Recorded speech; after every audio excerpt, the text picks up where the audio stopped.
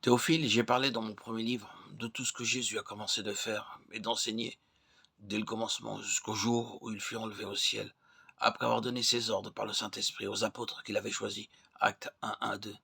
Mais celui qui a été abaissé pour un peu de temps au-dessous des anges, Jésus, nous le voyons couronné de gloire et d'honneur à cause de la mort qu'il a soufferte. Hébreux 2, 9. C'est pourquoi aussi Dieu l'a souverainement élevé et il lui a donné le nom qui est au-dessus de tout nom. Philippiens 2, 9. Nous n'avons pas attaché suffisamment d'importance à l'ascension.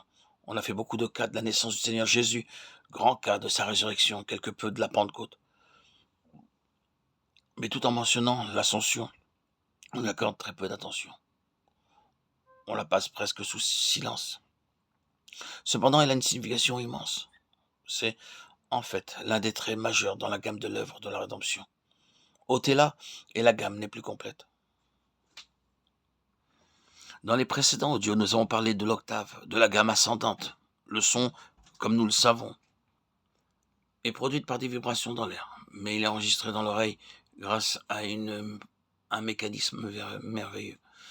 Dans l'oreille humaine, il y a une minuscule structure, telle une petite harpe, qui n'a pas moins de 10 000 cordes. Quand un son l'atteint, une corde correspondant à ce son vibre, et la vibration est transmise au cerveau et interprétée par lui, de sorte que nous sommes capables de distinguer différents sons et de reconnaître leur origine. Or, dans la gamme ou l'octave, plus nous montons, plus nous obtenons de vibrations.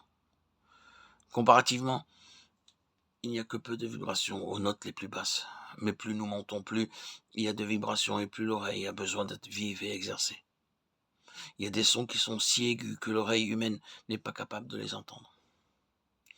Mon point est simplement ceci. Plus nous entrons dans les choses spirituelles, plus il nous faut de la sensibilité pour les discerner. Le Seigneur avait peut-être cela en pensée quand il disait que celui qui a des oreilles pour entendre, entende. Matthieu 11, 15. Il doit y avoir une réponse qui corresponde à ce qui est dit. Et quand nous arrivons à l'ascension, nous sommes bien en train de monter dans la gamme. Voici quelque chose d'une très grande importance dans toute l'octave de la rédemption. C'est un grand tournant sur lequel tout pivote.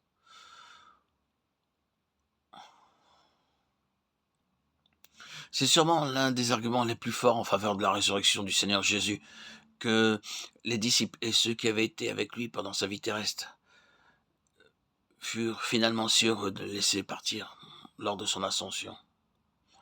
Comme l'ont fait remarquer auparavant toutes les fois où il avait fait allusion à son futur départ, cette seule pensée avait frappé leur cœur de terreur et de consternation. En réalité, ces paroles rapportées au début du chapitre 14 de Jean, que votre cœur ne se trouble point, furent prononcées à cause de cette chose même. Il était en train de parler de son départ. Et ils étaient remplis de perplexité et de consternation. Ils n'entrevoyaient aucun espoir, aucun avenir s'ils s'en allaient. Tout pour eux simplement se désagréger.